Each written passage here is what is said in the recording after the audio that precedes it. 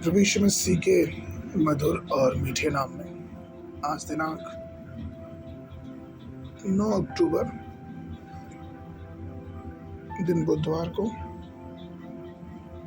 आप सब श्रोताओं का हम स्वागत करते हैं। आज के दिन के लिए जो वचन है वो लिया गया है नीति वचन की पुस्तक उसका 31 अध्याय 10 पद।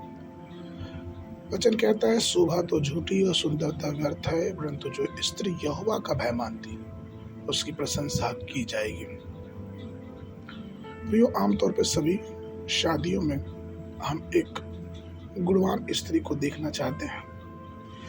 मसीह शादियों में नीति वचन 31 से सलाह दी जाती है कि एक पत्नी को गुणी कैसे होना चाहिए, लेकिन एक अच्छी स्त्री मिलना बहुत दुर्लभ है। सुपदेशक उसके 7 के 28 में वचन कहता है कि 1000 में से एक पुरुष तो मुझे मिला, परंतु इस सब में से एक भी स्त्री मुझे नहीं मिली।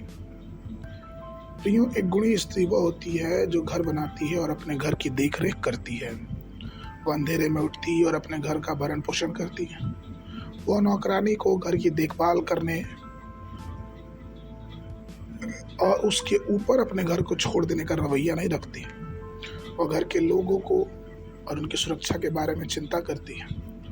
वो सर्दियों में गर्म कपड़े बनाते और परिवार के एक एक लोगों को यीशु के लहू में समर्पित करती है। वो घर के काम के प्रति सम्मान रखती है, उचित देखभाल करती है और बच्चों से पूछती रहती है कि वे क्या कर रहे हैं। वे गैर जिम्मेदाराना कार्य नहीं करती।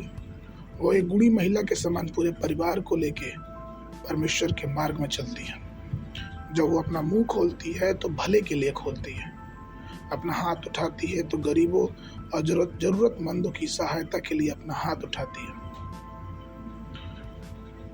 उस गुणवान महिला के समान कौन हो सकता है? अगर हम इसको आत्मिक रूप से देखेंगे तो बुद्धिमान व्यक्ति सुलेमान ने कहा कि 1000 पुरुषों में से मुझे एक आदमी मिला, तो हम इसको ये कह सकते हैं कि वो आदमी यीशु मसीह है। और हजारों और 10,000 में जो अधिक सुंदर दिखता है और वो अपनी दुल्हन खोजता है, और वो दुल्हन कोई और नहीं लेकिन कलीसिया है। इफिसियों उसके 5 अध्याय 30 और 32 पद में वचन कहता है, क्योंकि हम उसका शरीर, उसके मांस और उसकी हड्डियों के सदस्य हैं। यह एक बड़ा रहस्य है, लेकिन मैं मसीह और कलीसिया के बारे में बोलता हूँ। प्रियो, हम इस अज्ञात महिला के गुणों से सीखें। ये सीखना बहुत जरूरी है कि एक मसीही परिवार को एक स्त्री एक पारिवारिक रूप में आगे लेके जाने में उसका कितना महत्व होता है। इसलिए हमें चाहिए कि अपने घरों में इस अज्ञात स्त्री के गुणों को अपने जीवन में लाएं और परमेश्वर की आत्मा की अगुवाई में हम आगे बढ़ते जाएं, जिससे परमेश्वर की आशीष और उसकी बरकत हमारे जीवनों में हमेशा और हमेशा रहने पाए।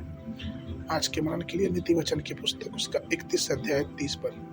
शोभा तो झूठी और सुंदरता व्यर्थ है, परंतु जो स्त्री यहोवा का भय मानती उसकी प्रशंसा की जाएगी।